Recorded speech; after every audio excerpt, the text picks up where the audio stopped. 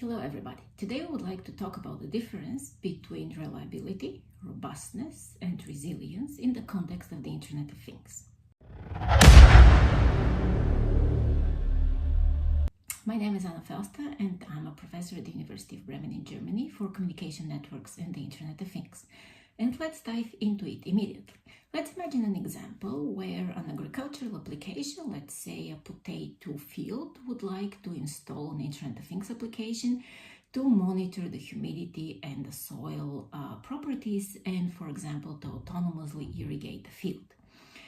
In this case, the system is exposed to any kind of different environmental influences. It could be really bad weather, it could be extreme conditions like very heavy rain or snow.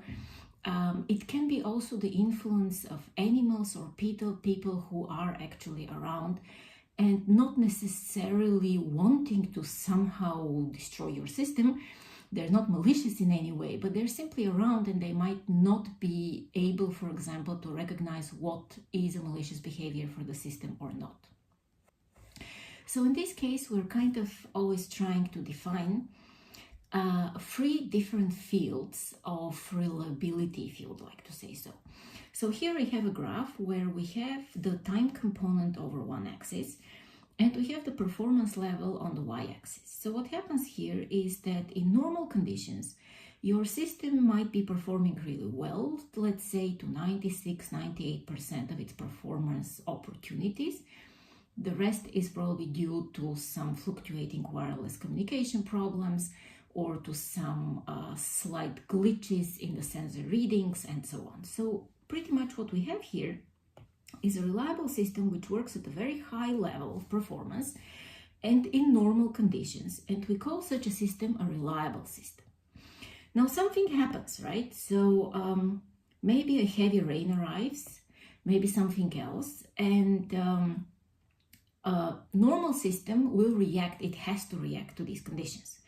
So what happens, for example, is that with heavy rain, the signal, the wireless signal will degrade so badly that you actually almost cannot send any data over the air. And a robust system will deal with such a situation by foreseeing, by knowing about these situations and having a kind of a backup plan.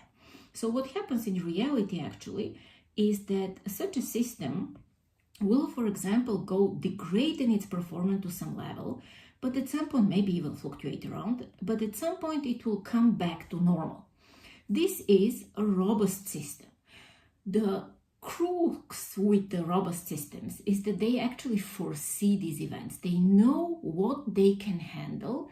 They know about these problems that they might appear and they can recognize them and they can handle them. This is a robust system. So pretty much robustness is always combined, the definition, with what kind of problems they can deal with. Now, a resilient system is something more than that. A resilient system is able to handle also unforeseen events and to have some sort of a possibility to recover from them. In the optimal case, it will even increase the performance after this event has disappeared and has learned something from the experience. So in our graphs, it will also degrade, right? But at some point, it will go even above the performance which it had before. And this is what we call a resilient system. Of course, resilience and robustness, they're not limitless, they're not endless.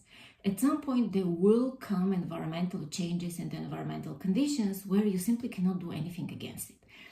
Think about an animal which destroys simply your IoT box. Think about a person, a malicious person, who comes and cuts the power cable.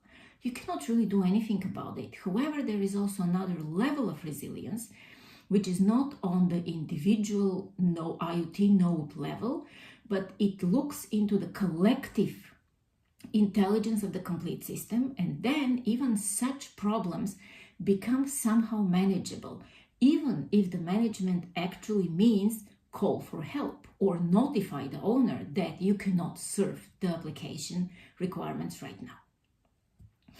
What is a really bad system, and what we can see also very, very often, is of course the extreme case where after this event happens, the system will degrade so badly that it will completely crash and will not recover to any conditions anymore. And of course, this is something which we don't like and which we don't want. Did you like this video?